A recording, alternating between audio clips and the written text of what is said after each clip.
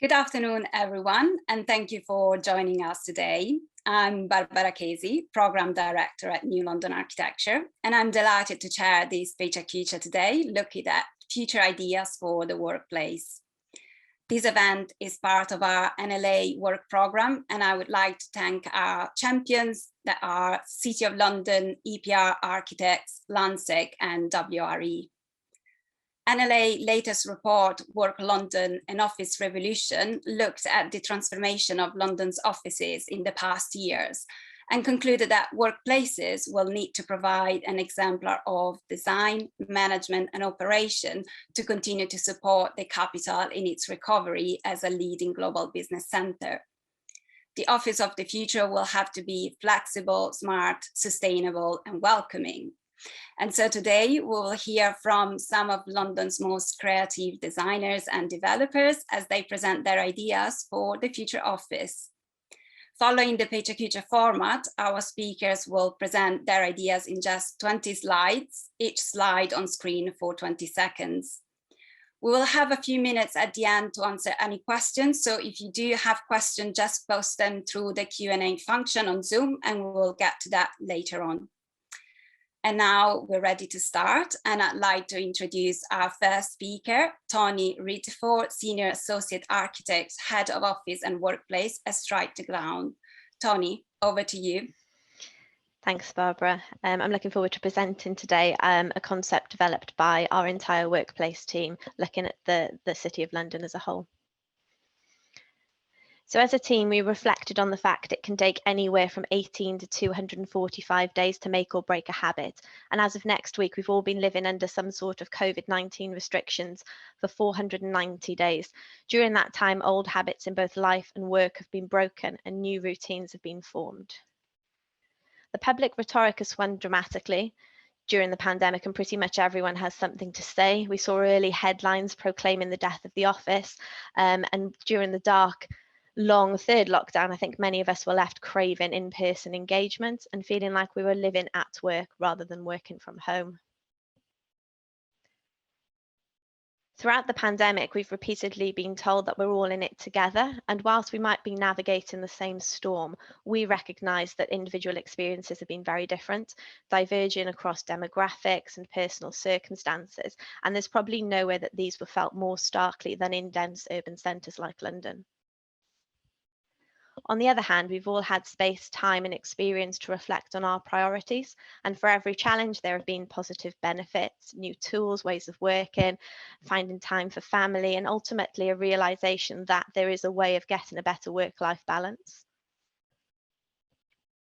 So we all know that people are the biggest cost and the most important asset for most organisations, and we feel the pandemic has firmly put the individual in the driving seat. It's only now, as the recovery begins, that the true long-lasting impacts on working patterns will emerge and continue to evolve as we all find our post-COVID feet. Our concept idea, titled the London Network, responds to the principle that the workforce army, effectively, that marched into the city every morning and retreated by night isn't going to be a thing in the future, and that 9 to 5 desk dwellers will be few and far between. We concluded that London's ecosystem has the opportunity and the tools to evolve and respond to support these new working patterns. We were inspired by the Garden City concept diagram, and we also drew on the personal experiences and observations of our own London team during the pandemic, as well as our Inhabitant series, which interviews occupants of the spaces and buildings we've designed over the years to learn from their feedback. And you'll see some images of this throughout the presentation. We recognise that the city centre will always be an economic, social and cultural nucleus, but we saw the benefits of the new bustling local periphery. We believe the office as a physical entity will prevail, but will need to respond to the new habits and behaviours we've all learned. And within the dispersed workforce, we drew out some emerging typologies of worker and workplace. We concluded that the central London HQ of the future is unlikely to continue housing rows and rows of workstations, but it does have a purpose and a place, a prominent front door, a status symbol, a brand hub, and an internal and external meeting place. Because we all know that a workplace is more than just physical space and facilities. It's about fostering a shared sense of purpose and belonging, a common goal. It's about those incidental interactions, both work and personal, and the layered opportunities for collaboration and learning. And they're just so much less effective and enjoyable in a virtual world. So the first worker typology that we identified was the live, work, local, and a newfound ability to work remotely or from home for at least part of the week makes the 15-minute city a reality for these workers. They may have previously spent hours each day crossing the city on public transport from the outer zones, having a poor experience of the daily grind and missing out on the local communities in which they actually live. Now these workers choose to journey into the city centre, and they'll be doing so for a particular reason rather than every day. To retain vibrancy and economy, the city centre will need to encourage multi-purpose trips and increase dwell time. We felt that monofunctional locations will need to adapt to compete, and appealing to one user group is unlikely to be sufficient. The most successful places will be offering a mix of uses throughout the day and night. We identified a growth in community co-workspace or new micro-office markets as a result of the live, work, local, the potential for creative reuse of vacant high street units, and the potential rebirth of the out-of-town or suburban business park, albeit with a more socially and environmentally conscious agenda. The next typology we identified was the business tourist, who may relocate outside of the city due to newfound agility and reconsidered lifestyles. We saw new city centre employment opportunities opening up to a wider geographical pool and the potential growth for satellite towns and regions. We asked ourselves, what does the city nucleus need to offer these workers and how does it benefit from their presence? We drew comparisons to the original London Coffeehouse, envisaged the continued socialisation of non-owned workspace, bringing together like-minded thinkers from particular sectors, occupations and interests, encouraging collaboration and interaction. The pandemic has encouraged many of us to explore new transportation methods, and we expected more and more people to continue to make their journeys to, from, and between their home and their workspaces in a more active way. As a result, we felt the flight to quality in the end of journey facilities is bound to continue, provided that the infrastructure can keep up. We also imagined a new pit stop typology, a standalone or a series of well-located facilities next to key hubs, offering a place to park your bike, take off your trainers, refresh and transition, potentially offering concierge, click and collect and storage, anything that actually isn't a physical workspace but makes the newly agile workforce's lives that much easier. We know that the ability to work from anywhere and travel less will open up national and global talent pools and work streams. And we asked ourselves that if employment opportunities are no longer the reason to come to the city, how might the city need to work harder to be the home or destination of choice? And how do satellite towns and rural communities be impacted? This led us on to thinking about the experiential side of working and the impact of social media, the concept of making a showcase or an event out of work in itself. We imagined Instagrammable pop-up workspaces with fantastic views, amenities, links to green or blue space. And these could be exclusive serviced offers or a wow factor spoke within an organisation's wider estate. So although we've identified a lot of emerging typologies in a hybrid way of living and working, in summary, we felt that there's not going to be a one-size-fits-all answer. There will be trial and error, and every solution will need to respond to unique circumstances. Every workspace, building, area, borough and city will need to work harder than ever before, evolve and multifunction to survive. Thank you so much, Tony. Very interesting presentation. And now on to our next speaker. I'm glad to introduce Abigail Glancy, who is currently studying for her master's at the London School of Architecture. So Abigail, over to you. Hi, thank you very much, Barbara, and thank you, Tony. That was a great presentation. So my name is Abigail Glancy, and I will be presenting a project that was the output of our design think tank at London School of Architecture. Our project, The Green Mile, is a new vision for the City of London that reimagines the workplace and proposes a way forward out of the crucible of crises we find ourselves in today.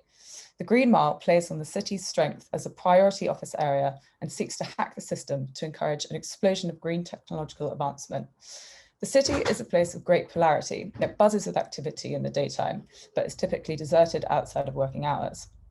There's a noticeable difference when you walk into the city. It seems to exist independently from the boroughs around it, as it's filled with a huge number of large offices with little else to offer the average Londoner. The polarity extends to its social demography as well. A quick glance at the data from the census reveals how the City of London is typically dominated by white, highly paid males who fall within the A or B social grade. This is in stark contrast to neighbouring Tower Hamlets, where half of residents receive some form of benefits. And we think it's time to democratise the city. So why change now? Well, it's an imperative. We're heading towards a climate catastrophe, and as COVID has exposed the fragility of the city's monofunctionalism, we're at the perfect time to rethink the workplace. After all, going back to normal just isn't good enough. So our manifesto for the city can be reduced to 3 simple points. Firstly, reconnecting with nature. By breaking through the concrete of the square mile, by planting trees and expanding public territories, we can nurture the human need to reconnect with nature, which over the course of the last year, I think we've all realised is so important. Secondly, learning from the London School of Architecture model, which weaves together education and work. We can imagine the Green Mile to be integrally linked with education and skills sharing that actively reaches out to the neighbouring boroughs and helps to bolster the economy in the wake of the impacts of COVID and Brexit. So in the Green Mile, the City of London is for the many and not just the few. Thirdly, we believe in a circular economy. The dangerous trend of tearing down buildings must stop. We want to change the narrative from build, build, build to fix, fix, fix. The city must do better with the buildings it already has. We see this project as an exemplar for promoting the circular economy and the readaptation of existing structures. And finally, the city is perfectly poised to become a world leader in green technology, leading the fight against the climate crisis and responding to the government's 10-point plan for a green industrial revolution. So let's hack into the city's strengths for business and growth and establish the Green Mile at the very centre of this revolution. The City of London has a precedent for promoting the mile after all. And with our selected site of 135 to 175 Bishopsgate positioned in the centre, our vision is for a rich and blended city where the Green Mile naturally forms the missing piece of the puzzle, connecting all of these unique areas. So what future do we see for this building? It will become the headquarters of the Institute for Green Technology, where researchers and students rub shoulders with industry professionals to make cutting-edge advancements in green engineering, manufacturing, green finance. And this project really sets alight the first beacon of a wider Green Mile. So currently, the existing building acts as a barricade against movement from the East End and into the city. In this map, we've highlighted key public realm in the vicinity, imagining a future where this building acts as a vibrant gateway rather than a hard barrier, guiding movement from places such as Spitalfields to the east to the Barbican in the west. And we see the purpose of the ground floor moving away from the existing vacant super lobbies and towards a vibrant mix of uses. By reorganizing the ground floor, we create more public realm within the footprint of the building and increase public-facing active frontage, such as the community workshop on the northern end.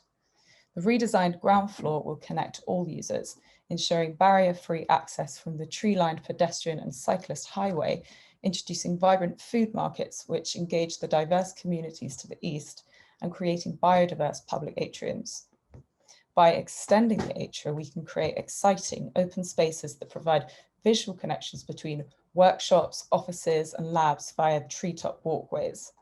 The vertical gardens become a fun zone where workers can spend their breaks, have meetings, and reconnect with nature within the urban space. And at the very center of these atria are wooden pods that provide unique collaborative spaces for anything from seminars, meetings, to workshops. And these pods are linked to a treetop walk that leads you from ground level up into the building and finally into the rooftop forest, a journey punctuated with unique working spaces, amenity, and public programmed auditoria. And improving permeability is integral to creating our interconnected city. If you're familiar with the building, you'll remember its hard barricade with minimal access points that pushes you away. We've replaced this with a series of inviting steps and ramps that open up the transition from the street through to the ground floor through to Exchange Square. And wrapped around the atria are a mixture of facilities. We're introducing labs, testing facilities, classrooms, lecture theatres, alongside flexible workspaces that can adapt as research advances.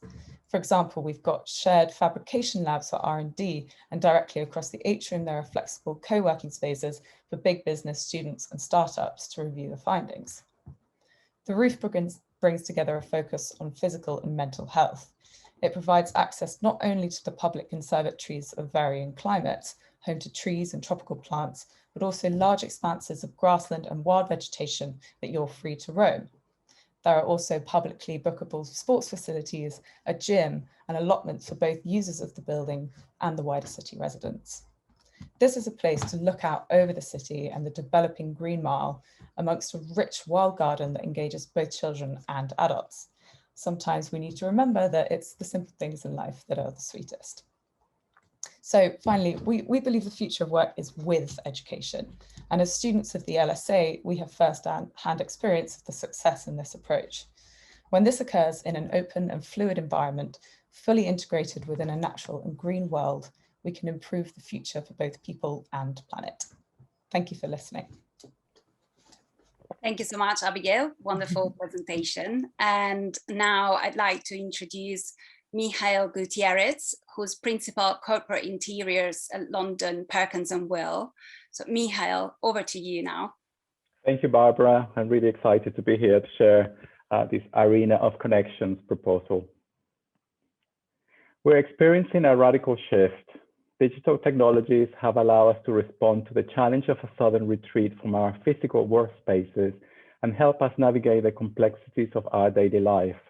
This period has confirmed that for most of us, work is something that we do. It's not really a destination. We're embracing an iterative process on how we work remotely and connect with others, experimenting with digital platforms and shifting from a work-life balance to a digital continuum, navigating a new world of work devoid of traditional perceptions of time and space. To date, workplace design has responded to improved productivity and has put space efficiency at the heart of the landscape. Our proposal puts people at the core, shifting the emphasis from capacity to connection, from segregation to integration, bridging the gap between digital isolation and social integration.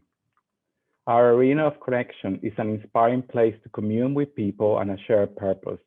It reimagines how and where we work and connect with others in a new age of personal choice, flexible hours, social distancing, and hyper-hygiene, and explores how design can respond to the fundamental components missing from remote working and digital interaction, community, culture, human connection. We imagine this is a place that offers choice, variety, and allows people to connect and do their best work. It's a place where design and architecture support collaboration, innovation, and a destination where human moments are celebrated and also encouraged. Throughout the last year, we have come to appreciate the importance of learning and mentoring while working remotely. And our design provides environments that support the exchange of ideas and the continuous lifelong learning for all. In our arena, you will find a variety of environments designed to reinforce culture, with opportunities to express the spirit of brand and bring community together. Technology will be fully integrated to make sure that team interactions are fully inclusive for those participating in the digital world. The arena is designed with a hierarchy of experiences, allowing the user to gradually navigate spaces. A layered sequence of environments and activities allow users to transition from individual home working and personal space to social interactions at team level and to the communal sharing of a common purpose. A variety of work settings support both exchange and solitude. Petal-shaped work points, focus booths, and retreats provide a haven for quiet work for those who cannot do remote work effectively, addressing equity and inclusion. Collaborative spaces, both enclosed and open, support in-person and hybrid interactions. The spaces are designed to cater for a multi-generational and diverse workforce with an array of individual needs and skills. This is not a universal design. Instead, it's a place where variety and choice empowers the users to lead their own workplace experience. By putting people at the core of the design, the arena aims to nurture fundamental human needs leading to self-actualization. It fosters a caring, human-centered experience where everyone is welcome and included. and where everyone feels that they can belong. In this human-centric arena, technology will be used to enrich and enhance the user experience. Digital companions will help with bookings, work points, multilingual communication, and wayfinding, while robotics will be of assistance to those with specific needs, such as AR supporting individuals with visual impairment. We organize the spaces over 2 floors with a large volume dedicated to the arena on arrival. The lower level of the stack houses collaborative spaces. The upper level offers additional team spaces, as well as a range of settings for quiet work. A large-scale art installation crowns this vibrant space, engaging and inspiring the users. This is a fluid landscape with no traditional desk. Instead, individual work points promote self-organization. General circulation routes support informal interactions, and organic shapes landscape the floors to encourage movement. Corners of the floor plate are activated with sky gardens, reinforcing the importance of mental and physical well-being. Our journey begins with a shift for experience and scale, as shown in this conceptual sketch. A central gallery leads the user into the main arrival space of the arena, gradually changing height, opening vistas, and preparing the user for the next level of interaction. This gallery is designed as an immersive transitional space to cleanse the mind in preparation for a memorable day. Here, sensors with integrated temperature check technology, data gathering, and hand sanitizer points are discreetly incorporated into the architecture to help reduce anxiety and elevate the user experience. The arena is a place to celebrate culture, to learn, and to exchange ideas. Here, a curated program of events encourages knowledge sharing and the pursuit of innovation. Access to skills and physical resources are offered to local communities, supporting the re-entry to the job market post-recession. Social spaces such as cafe, breakout spaces, and relaxation zones acknowledge our need for social interaction. These spaces are at the root of culture and are as important as those where we perform daily tasks.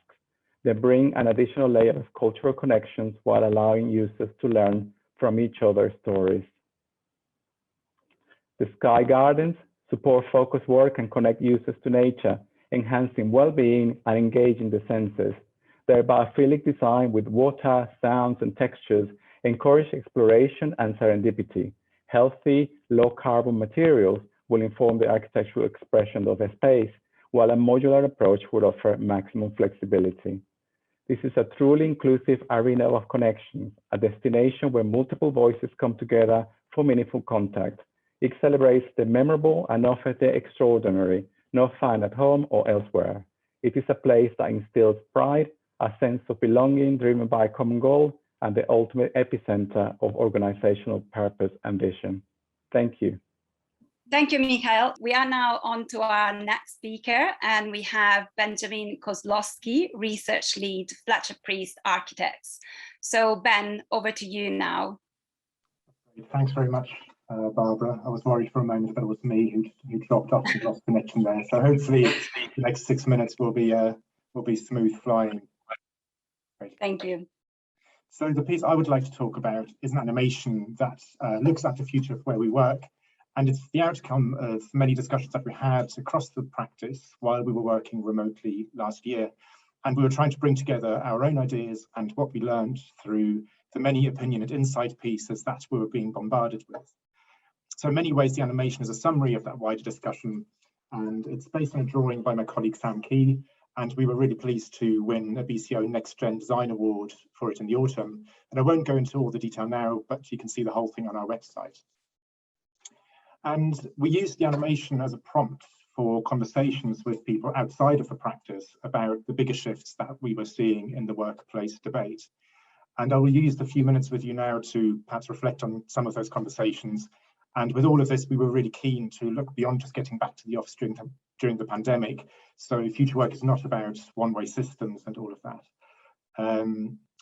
So it's really about this sort of, and here it is, our sort of brave new landscape of work. And at Fletcher Priest, we work across interiors, architecture, urban design, and research. And the animation reflects that. And we look at a range of settings from the high street that we've already heard about to the shared workplace hub.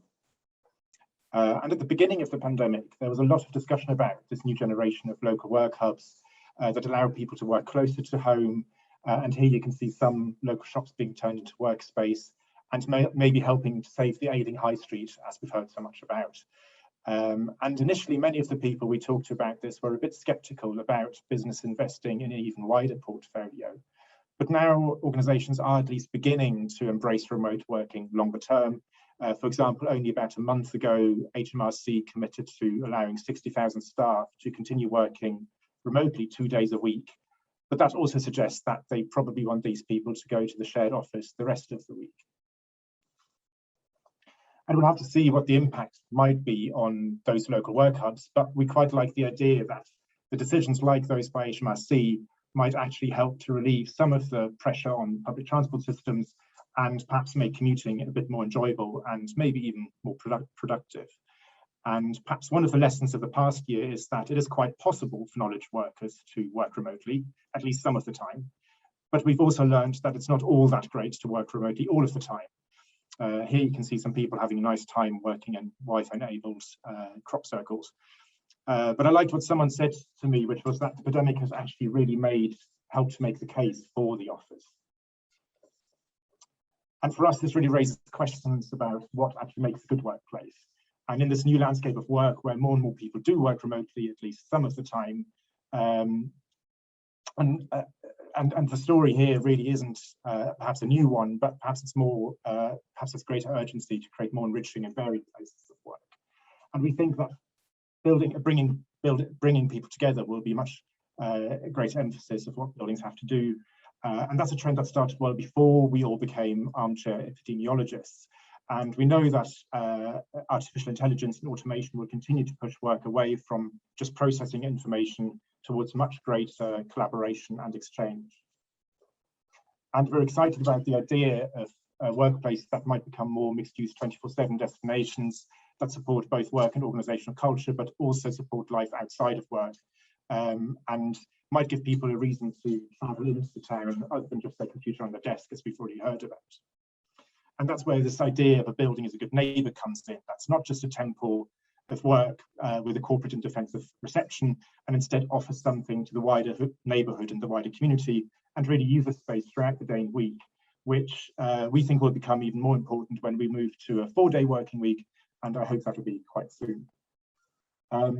And one of the challenges that came up in our discussions is how we can make sure that we don't just think about the workplace in terms of white-collar workers, but in a more inclusive way. And in the city centre, that's about considering all users, whether they're delivering a parcel or collecting refuse, or whether it's your CEO who rides on a bike, probably via the loading bay.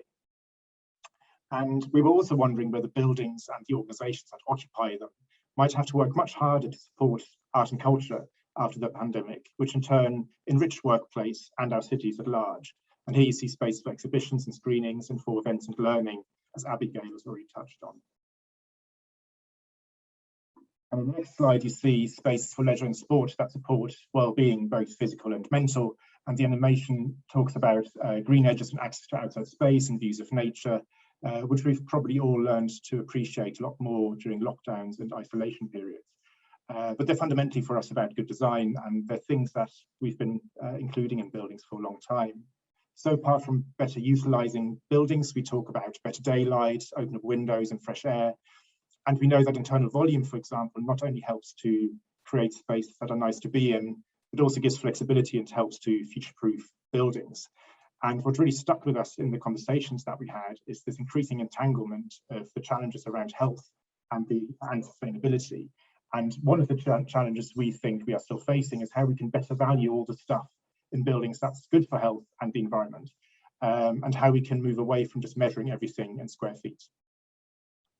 And the other aspect we touch on in the animation is the urgency to reuse and extend existing buildings and make them more energy efficient, but also making sure that we improve their engagement with the city around them to create exciting places and neighbourhoods, not just buildings in isolation. And we had an interesting conversation with an agent who was saying that through the pandemic, the expectation baseline has really been raised. So now good sustainability credentials and excellent end of journey facilities alone they're basically just expected, and buildings will have to work much harder to offer more. And here you see some of the ingredients that we talk about in the animation to create more engaging workplaces. So this is probably my 6 minutes up, so enough from me. As I said before, this animation was really a summary of the bigger debate and a way of having a conversation with the people about some of the challenges that we're facing. And as I said already, you can watch it on our website, and I'm really happy to talk to anyone who has any thoughts on this. You can also email research@fletcherpriest.com if you want to get in touch. Thank you very much. Thank you so much, Ben. Fantastic presentation. Just a quick reminder to the audience that if you have any question, you can just post your question through the Q&A function, and we'll have about 10 minutes at the end to go through your questions. So just post question if you have them. And now I'm going to introduce our next presentation, and we have actually a double act on this one. And I'm glad to introduce Paneet Hunjan and Tom Lambritz, both marketing managers at Landsec, who will give the next presentation. So over to you both. Thank you, Barbara. Thanks, Barbara. Good afternoon, all, and thanks, Ben, for a great presentation. So we'll be taking you through our latest development that addresses the future of work. So this is Dashwood. It's a boutique tower in an unrivaled city location. It's less than a minute's walk from Liverpool Street Station, and it's the first asset in Landsec's office portfolio that offers 3 workspaces: blank canvas, customised and Maya, all under one roof. Dashwood House was actually named after Alderman Francis Dashwood, who was mentioned in Pepys's diaries, and his house used to occupy the site. It was completed in 1976 and was originally clad in pink granite with 2 top floors for mechanical purposes. In 2008, Landsec worked with architect Fletcher Priest to refurbish the building. The existing structure was retained, space was taken back to shell and core, and 5 office floors were added on top. The facade was replaced with geometric floor-to-ceiling height windows with a high-performance sleek exterior to control light and heat. 2020's larger scale works have repositioned the building again, with flexibility at its core. A typical floor is just under 9,000 square foot, with 9 floors of blank canvas, 4 of Mayo, 1 of customised, a reception, basement and lift upgrade, and a total of 128,000 square foot refurbished space. Its location is exceptional, with the Liverpool Street Station exit directly into the public realm and Crossrail coming soon. Green spaces include a churchyard at the back of the building, Finsbury Circus Gardens and Festival Gardens, and there are lots of great places to eat and drink, with the recently launched Eataly and Spitalfields Market on the doorstep. The basement is packed with facilities to support active travel commutes. The tight footprint has been fully exploited to create 100 cycle storage racks, 24 folding bicycle boxes, 140 lockers, 12 showers, and a complimentary towel service.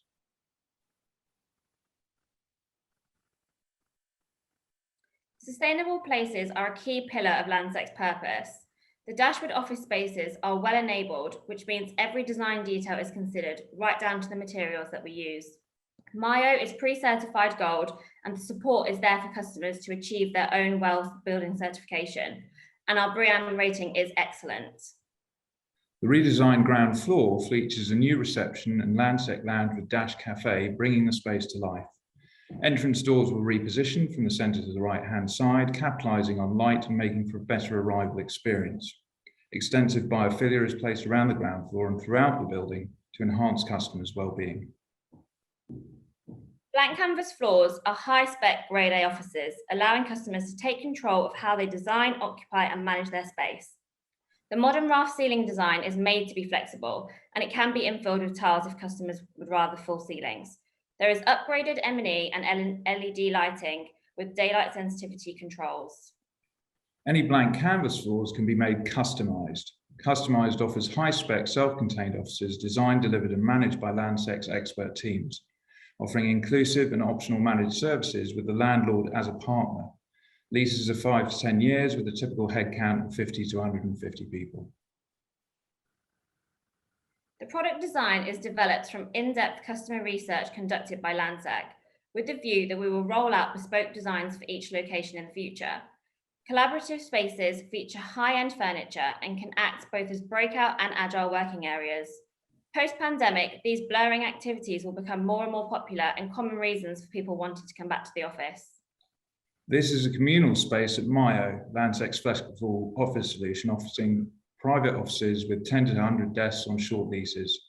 Set around these impeccably designed shared spaces are office units that can be tailored to the customer's needs. There's also an on-site concierge, refreshments, and 6 bookable meeting rooms. The look and feel of Mayo takes inspiration from the 70s as appropriate to the architecture of the original building. The colour scheme is a mix of soft muted tones with the occasional pop of colour. A notable feature of the Mayo is the striking staircase linking levels 7 and 8.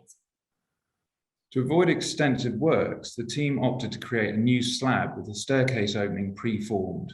Steelwork and staircase were hoisted in through the front elevation, where 6 panes of curtain walling were carefully removed across 5 floors. Despite its challenges, this allowed the team to use a better quality of materials and create a seamless construction. The design approach is akin to a boutique hotel, with the desire to create a home away from home. Today, customers expect more from the modern office. Flexible spaces are designed to support a variety of interactions, be they random conversations, organised meetings, social events, or even private phone booths. The bookable meeting rooms in Mayo are publicly available, with discounts for Dashwood and Landsec customers. Acoustics have been designed to reduce noise levels, and in this room, panels can be drawn across to create 3 separate spaces. Critically, sound absorption helps foster equity of experience for video conference attendees. There is attention to detail throughout, with a considered mix of materials with a natural feel. Luxurious high-end finishes include bespoke walnut meeting tables, hygienic brass fittings, and tactile wall finishes. Both Mayo and Customize offer furniture options using low VOCs, resulting in better air quality. With its central location, not yet surrounded by towers, Mayo Liverpool Street offers exceptional views out over the city. Our most popular communal locations are the window spots. The space planning around the central core ensures visual connectivity to the outside from all angles. An optional extra for Customised, art is fundamental to the space at Mayo.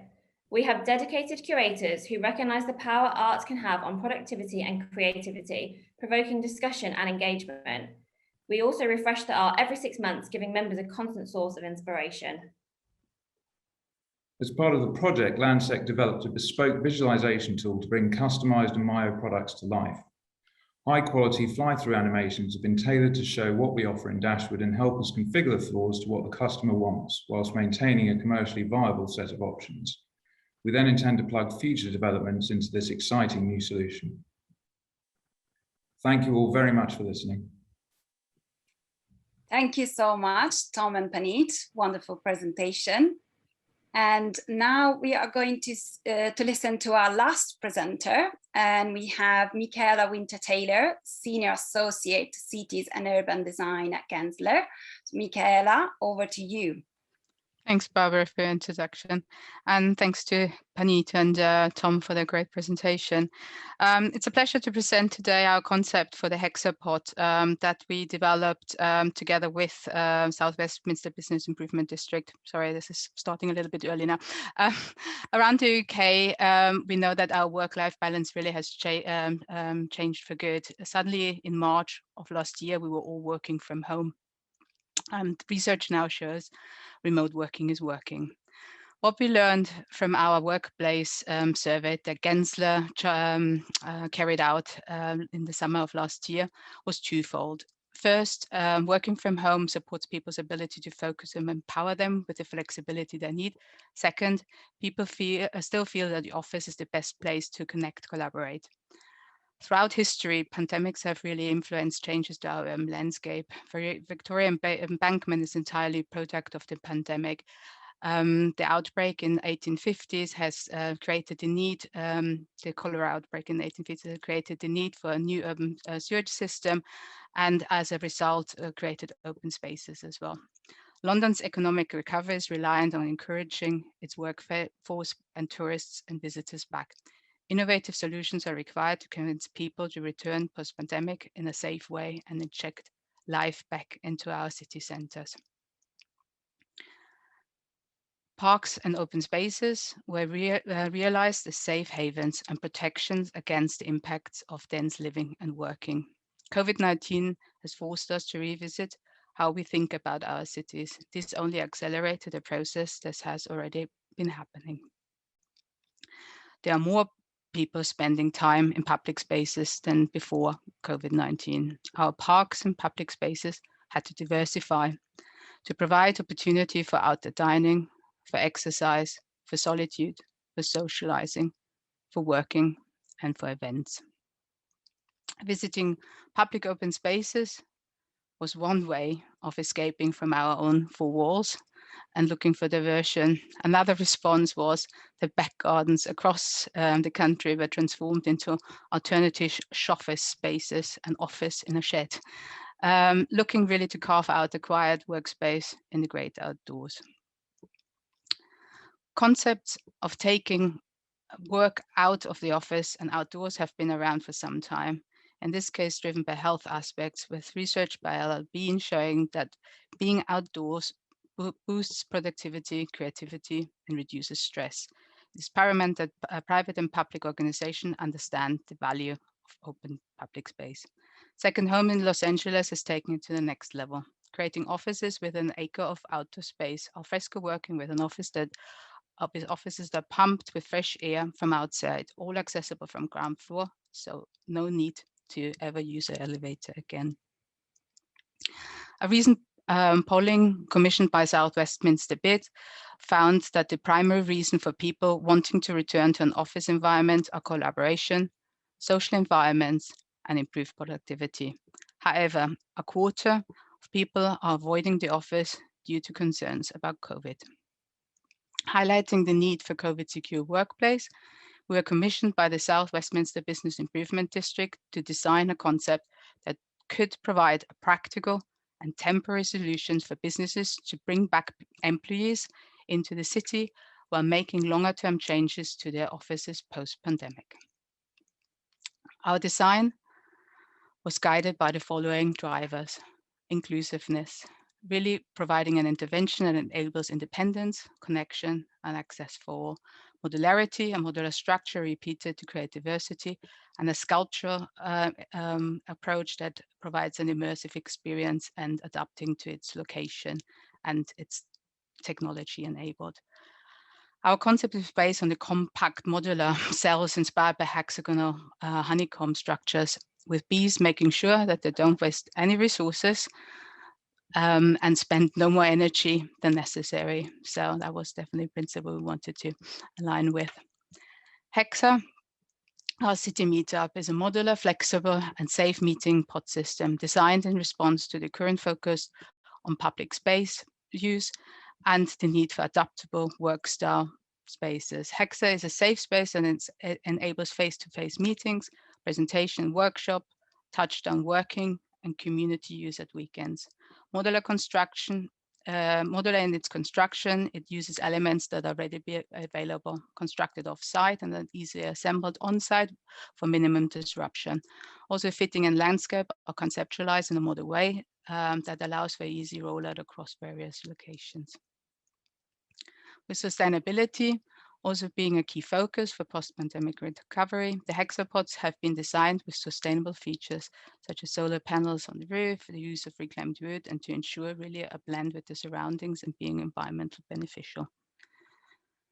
The wheelchair accessible pods are designed to ensure that they're practical and safe and include features such as flexible meeting rooms, a booking app, a desk, outside touchdown spaces.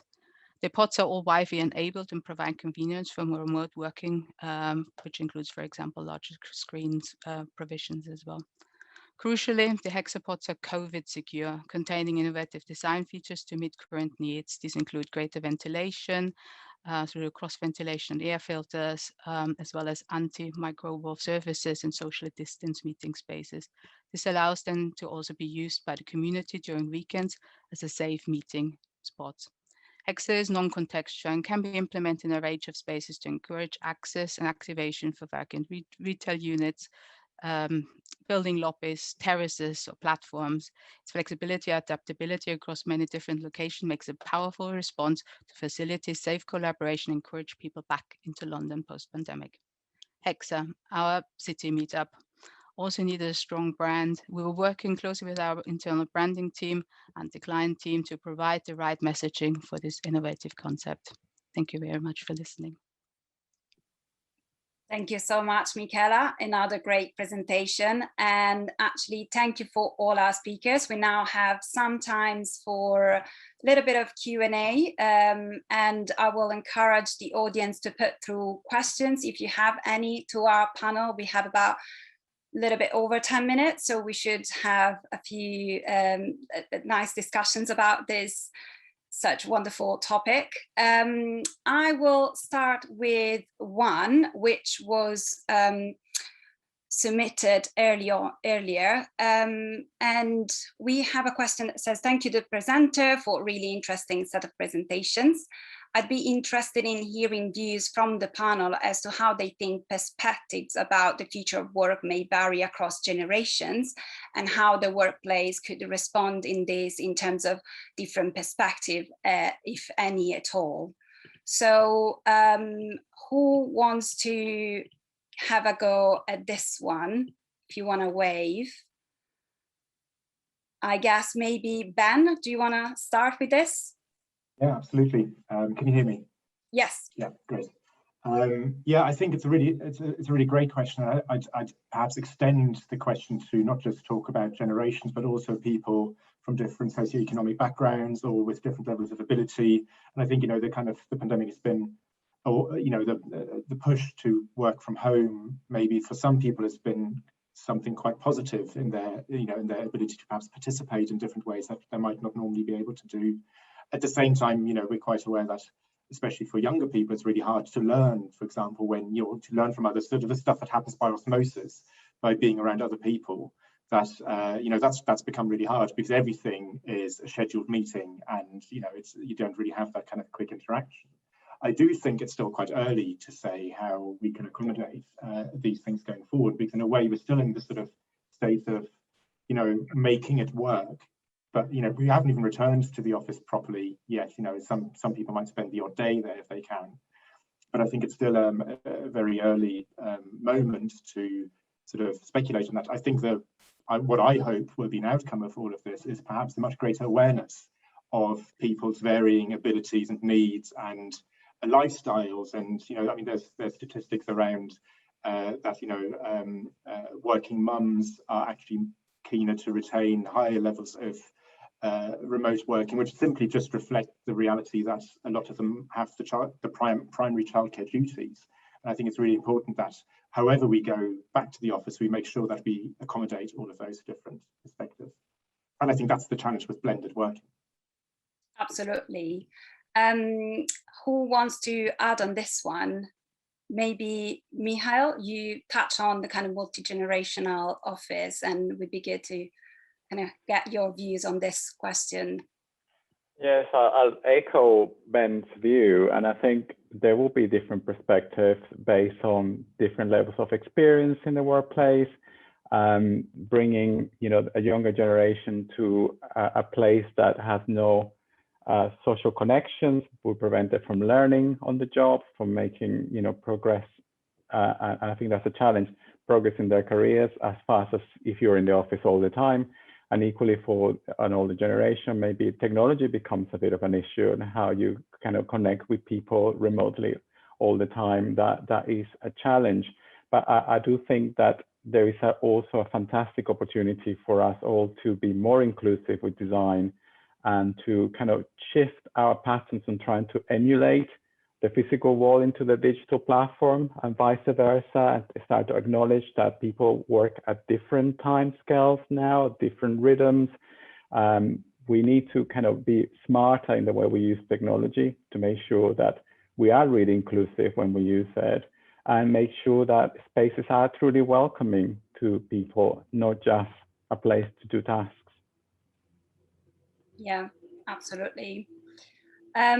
Let's go on to another question. There's one specific to Panit and Tom. So how has the design and specification of the office responded to the social and lifestyle changes of the pandemic? Or does your research suggest that employees will return to the city as before? So this kind of back to the office question is still high up on the agenda. Who wants to start? Paneet? Yeah. Yeah, I mean, from papers I've read and stuff, and obviously this is a constant debate that's going on at the moment. One day we're all going back to the office, the next day it's like, oh, maybe not. I think it's something that we're kind of seeing how it goes, and we want to be able to adapt to employees' kind of preferences and how it's going to go. And I think we're really well set up in our assets and across the portfolio, with these 3 office products to be able to accommodate, businesses that might be going more towards a kind of more flexible approach or a hybrid approach, or everyone back in the office. We've got these 3 fantastic workspaces that can work for all. Yeah. And the way that we've developed Myo is very much echoing not only where people's work experience was going, but also where it now needs to be post-pandemic. So a lot of the services and the materials used within the Myo workspaces were already very hygienic. A lot of the practices that we put in place for mitigating COVID transmission were quite easy to do because there was enough communal space for people to move around in. And yeah, the product continues to evolve as we feed into more of the, we draw on the research that we've done that has gone into developing these places and spaces in the first place. And I think the earlier question about different age groups was quite interesting in that, it's the perception of co-working, for example, is noisy, admittedly collaborative, but, quite chaotic almost.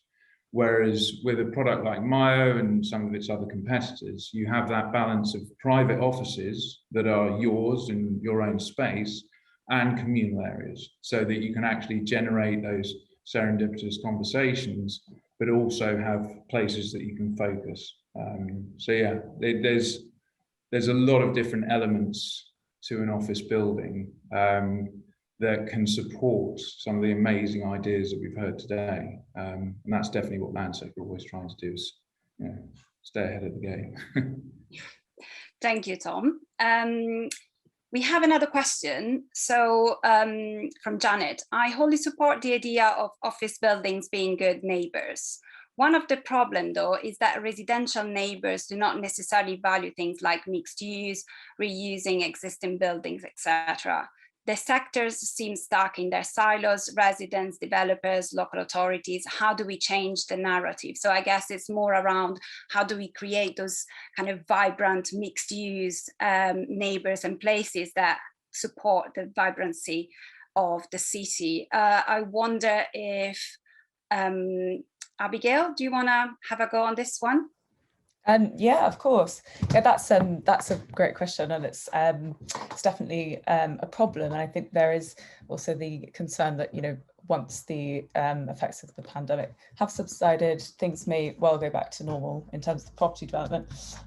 So no, I think it's really important that we act now, and we are strong in our opinions, and people speak up, because I think that a way to maybe change this discourse is through community engagement and meaningful community engagement, not just sort of paying lip service to local communities, but really getting them involved in the design process, even community-led development itself.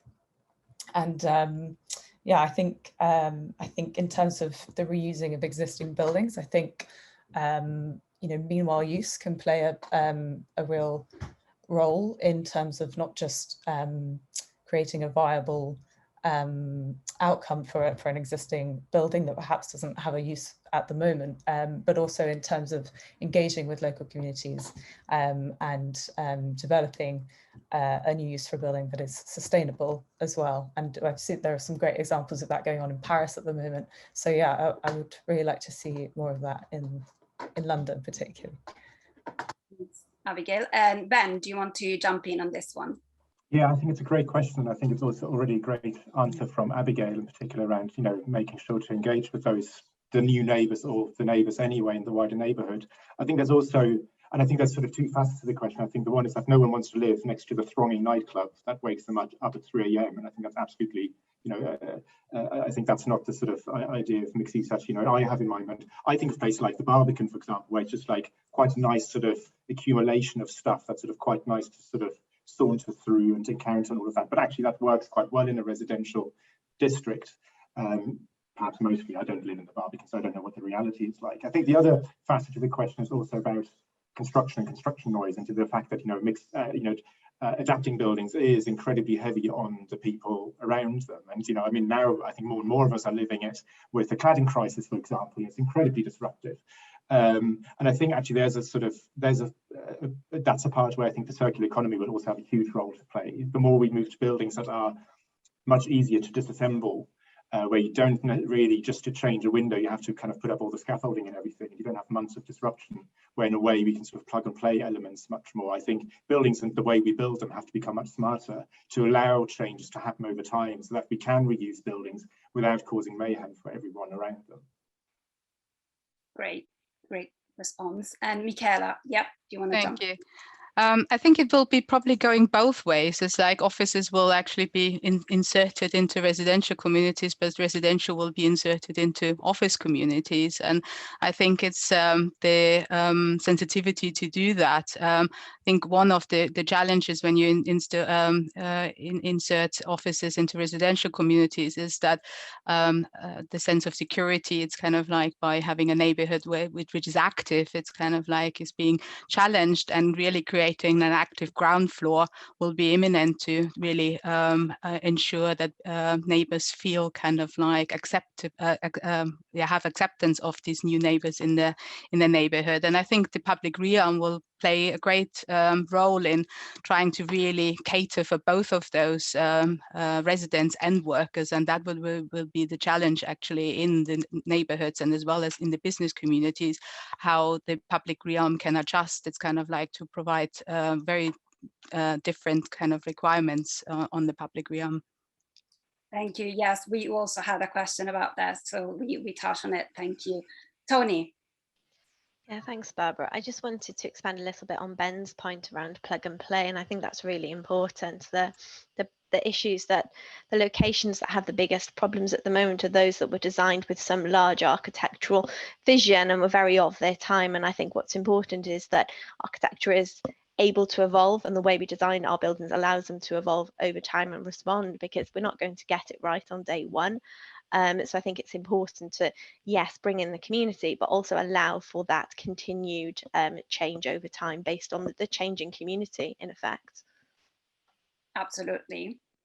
Well, I think we have to draw this event to a close. Unfortunately, we had a few more questions to go through, but we will circulate to our speakers. So thank you so much to our speakers for great presentations and contributions today.